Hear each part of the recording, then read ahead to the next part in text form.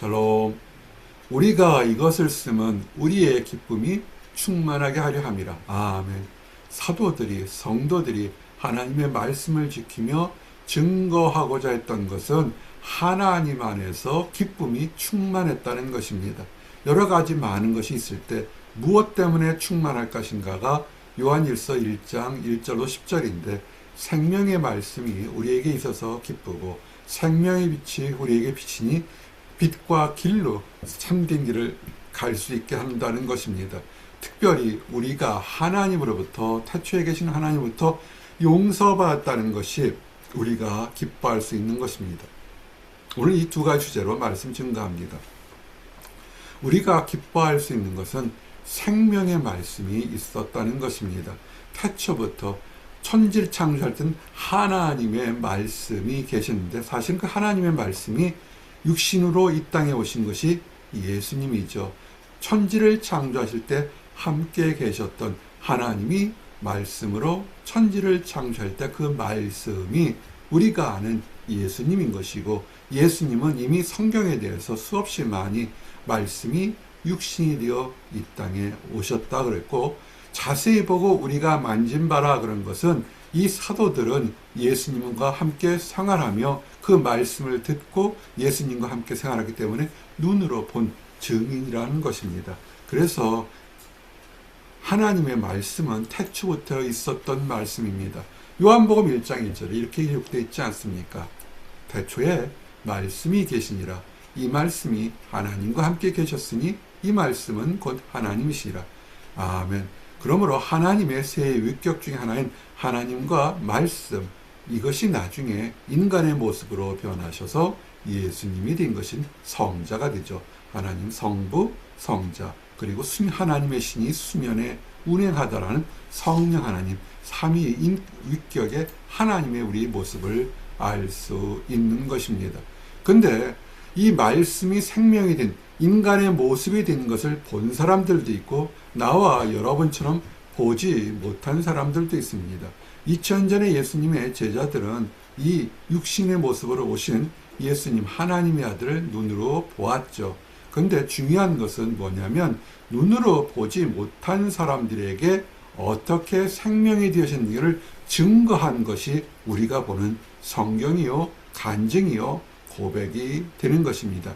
이 생명이 나타내신 바 된지라. 3년 공생애 하시고 죽으시고 부활하신 후에도 40일간 인간의 모습으로 우리에게 보였고, 그 모습을 증언한 것이죠. 사도들이 특별히 자기의 생각이나 어떤 철학을 증거한 것이 아니라 보고 듣고 경험한 것을 그대로 증거한 것을 우리는 복음이라고 하는 것입니다.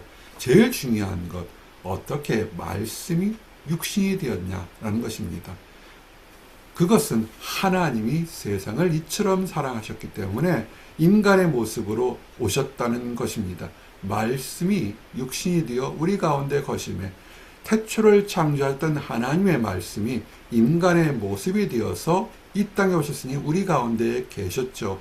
그 사람을 보니까 침례 요한도, 세례 요한도 뭐라 했습니까? 하나님의 어린 양이라 그랬고, 왕 중의 왕이라 그랬고, 이스라엘의 왕이라 그랬고, 다윗의 자손이라 그랬고, 그 모든 것에서 하나님의 외아들의 영광, 하나님께 주신 영광이 가득한 모습으로, 완벽한 인간의 모습으로 또한 이 땅에 오셨다는 것입니다.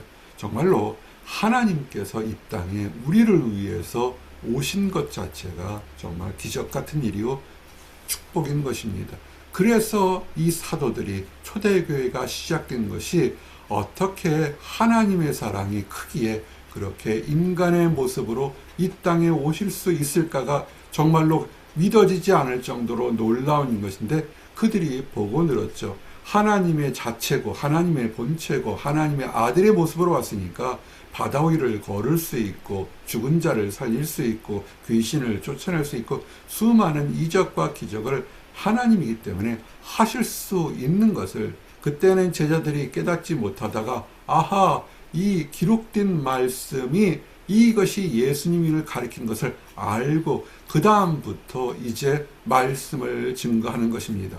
그러므로 이 말씀을 믿는 사람들에게 이게는 하나님의 아들과 하나님과의 교제, 성도와의 교제가 이어지기 시작하는 것입니다. 이것이 참된 증인이 되는 것입니다. 이것을 믿는 사람들, 그러면 기쁨이 넘칠 수밖에 없습니다. 하나님이 나 같은 사람을 위해서 특별한 방법과 특별한 기획을 위해서 특별한 고통 속에서 예수님을 이 땅에 보내주셨다는 것, 나는 하찮은 사람이 아니라 대단한 사람이요 하나님께서 사랑하셨다는 것입니다. 그 방법에 나오죠. 하나님이 세상을 이처럼 사랑하사 독생자를 주셨으니 이는 그를 믿는 자마다 멸망하지 않고 영생을 얻게 하려 함이라. 아멘. 그저 하나님의 아들이 이 땅에 오셔서 사랑을 베풀었다는 것 자체도 놀라운 일이요 감격할 일인데, 사실은 하나님께서 모든 사람들에게, 특별히 믿는 자에게 영생을 주기 위한 것이란 것입니다. 영생을 얻기 위해서는 거룩한 모습이 되어야 되는데, 거룩한 모습으로 변화될 수 있는 은혜와 축복을 주셨다는 것입니다. 이건 정말 놀라운 생기죠. 일반 세상의 왕도 얻지 못하는 하나님의 자녀요 영생을 얻었다는 것입니다. 그래서 이것이 우리에게 기쁨이 되는데, 더욱 좋은 것은 하나님은 빛이시니 우리가 세상 속에서 어둠 속에 떨지 않고 두려워하지 않도록 하나님께서 인생의 길을 밝히 비춰주신다는 것입니다. 왜 밝히 비추냐면 예수님 자체가 어둠이 없는, 하나님 자체가 어둠이 없기 때문에 그 빛을 보게 되면 우리는 빛 가운데 살 수밖에 없는 것입니다. 그래서 진리 안에 행한다는 것은 뭐냐면 하나님을 믿는다는 것입니다. 우리의 주님 예수님을 믿는다는 것입니다. 하나님을 믿고 예수님을 믿는다 하면서 세상의 우려움과 두려움 그리고 초조함으로 쌓여있다면 그는 진리 속에 있는 것이 아니겠죠. 세상 것보다 더 크고 화려하고 더 위대한 것이 하나님의 은혜인데, 그것을 믿지 않고 세상을 본다면 진리 밖에 있는 것입니다. 아주 간단한 논리로 우리가 진리 안에 있느냐, 하나님의 진리를 따르느냐 아니라는 것은 세상을 따르느냐 아니냐로 우리 또한 알 수가 있습니다. 빛 가운데 있는 사람들은 자기도 모르게 빛 가운데서 행동하게 됩니다. 빛의 자녀이기 때문에 이것은 스스로 내가 노력하는 것이 아니라 우리는 빛을 비추는 반사체인 것입니다. 우리 주님께서 우리에게 빛을 비추니까 우리는 반사체가 되어서 다른 하나님의 자녀들에게 빛 가운데 비춰서 올바르고 선하게 행동하는 것이고, 하나님의 자녀가 아니면 빛이 반사가 되지 않을 것입니다. 원래는 우리는 빛이 반사가 되지 않고 빛 가운데 있을 수가 없었습니다. 죄의 삭슨 사마이고 죄인들은 죽을 수밖에 없는데, 예수 그리스도가 십자가에 달려 죽으심으로 그 피로 인해서 우리가 용서받았기 때문에 우리는 빛 가운데서 깨끗해질 수밖에 없는 것입니다. 그래서 이단이나 사이비스를 구별할 수 있는 것은 스스로 나는 용서받았다, 나는 깨끗하다고 내가 이렇게 노력해서 의를 얻었다 하는 사람들은 거짓말하는 것이고, 나는 죄인이지만 하나님께서 죄 용서하셨다, 하나님의 사랑으로 하나님의 자비함으로 나는 용서받았다고 고백하는 사람은, 그 사람은 그것이 하나님의 자녀요 진리 속에 있는 것입니다. 진리는 뭐냐면 의인은 없나니 하나도 없습니다. 겉으로는 깨끗한 척하는 사람들은 많을 수 있겠지만 그러나 속마음에선 더럽고 썩는 냄새가 나기 때문에 의인은 없습니다. 이것을 스스로 고백하고 나는 죄인으로서이다, 나 같은 사람이 어떻게 할까요? 십자가 달려 죽어가는 강도 하나가 나 같은 죄인도 주님의 나라에 들어갈 수 있습니까? 주여 나를 기억해 주시옵소서라 할 때 내가 오늘 나와 함께 낙원에 있으리라. 그의 죄를 고백함으로 인하 그가 죄 용서했다는 것입니다. 모든 죄입니다. 선택적인 죄가 아니라 하나님께서 모든 죄를 용서하셨기 때문에 이것의 비밀은 너무나 크고 너무나 은혜가 넘치는 것입니다. 우리의 힘으로 할 수 없는 것을 주님께서는 용서하셨다는 것입니다. 죄 용서 받은 것처럼 기쁜 일이 어디 있겠습니까? 그러므로 죄 용서 받음을 믿는다는 것은 믿음에 속한 것입니다. 만일 우리가 범죄 아니하였다면 나는 죄인이 아니에요, 나는 의롭게 살았다 그러면 그것은 하나님을 욕되게 하는 것입니다.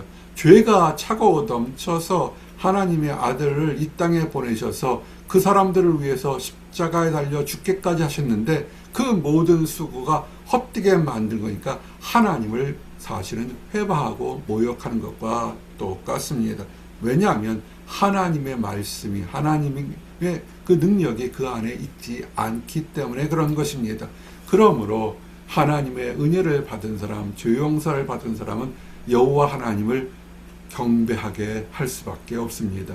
여호와를 경외하는 것이 지혜의 근본이라, 지혜가 있어서 은혜를 받는 것이 아니라 여호와를 경외하다 보니까 지혜가 하나님이 선물로 주셨다는 것입니다. 하나님께서 모든 사람에게 사랑을 베풀다 보니까 그 사랑으로 인하여 우리가 여호와의 지혜를 깨닫게 되는 것입니다.